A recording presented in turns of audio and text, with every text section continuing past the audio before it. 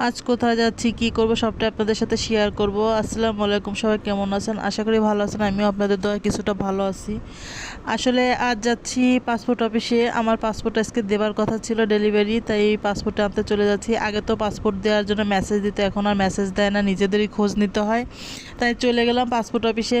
আসলে অনেক অসুস্থ থাকার কারণে পাসপোর্টটা করা, কিন্তু সেই ইন্ডিয়া যাওয়ার হচ্ছে না, কারণ এখন তো দেশে যে পরিস্থিতি, তারা ভিসা দিচ্ছে না।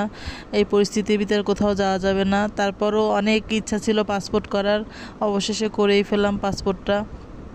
আজকে ডেলিভারি আনতে যাব, তা এত পরিমাণ ভিড় তা বলার বাইরে। খুবই ভিড় পাসপোর্ট অফিসে, মনে হচ্ছে সবাই দেশ ছেড়ে চলে যাচ্ছে। আর আমিও যাচ্ছি পাসপোর্ট আনতে, এত পরিমাণ ভিড় দেখে আমি তো থ মেরে গেছি, ভাবছি আজকে সারাদিনই লেগে যাবে মনে হয় পাসপোর্ট নিতে। তা আল্লাহর অশেষ রহমতে খুব তাড়াতাড়ি পাসপোর্টটা হাতে পেয়ে যাব, এটা বুঝতে পারিনি। আর এত তাড়াতাড়ি